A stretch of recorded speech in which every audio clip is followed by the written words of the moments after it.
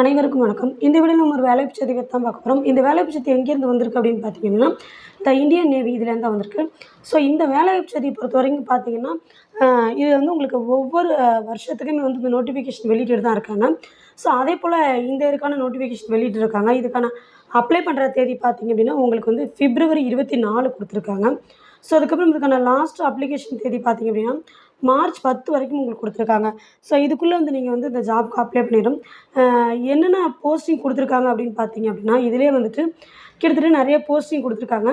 அதில் வந்துட்டு general service அப்படின்னு சொல்லுவாங்க. அடுத்து வந்து பைலட் சொல்கிறாங்க. நேவல் ஆப்ரேஷன் ஆஃபீஸர் சொல்லியிருக்காங்க. ஏர் டிராஃபிக் கண்ட்ரோலர் சொல்லியிருக்காங்க.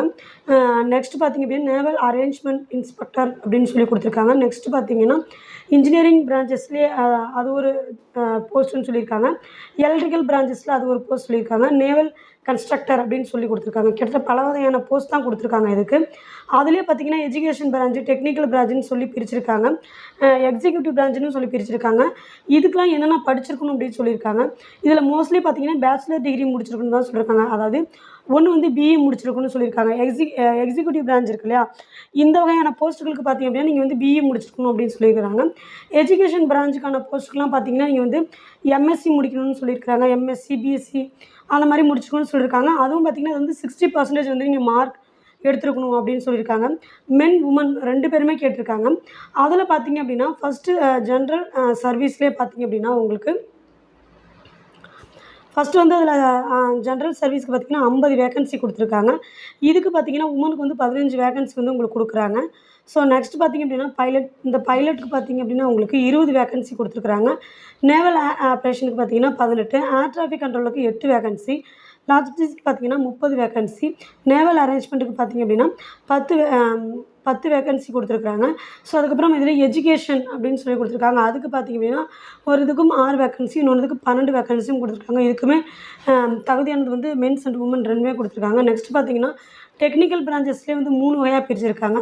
அதில் பார்த்திங்கன்னா ஃபஸ்ட்டு இன்ஜினியரிங் பிரான்ச்சுக்கு வந்து 30 வேகன்சியும், எலக்ட்ரிக்கல் பிரான்ச்சுக்கு 50 வேகன்சியும், நேவல் கன்ஸ்டருக்கு பார்த்திங்கன்னா 20 வேகன்சியும் கொடுத்துருக்காங்க. சேலரியை பொறுத்த வரைக்கும் அவங்க என்ன சொல்கிறாங்களோ அதுதான் சேலரி அப்படின்ற மாதிரி அவங்க சொல்லியிருக்காங்க. இந்த டீட்டெயில் நோட்டிஃபிகேஷன் நீங்கள் படித்து இந்த ஜாப்புக்கு நீங்கள் எலிஜிபிள் அப்படின்னா தாராளமாக இந்த ஜாப்புக்கு நீங்கள் அப்ளை பண்ணலாம். எப்படி நீங்கள் அப்ளை பண்ணுறாங்க டீட்டெயிலுமே இதில் அவங்க தெளிவாக கொடுத்துருக்காங்க. எந்த வெப்சைட்டில் போய்ட்டு அப்ளை பண்ணுங்கிற டீட்டெயிலும் இதில் கொடுத்துருக்காங்க.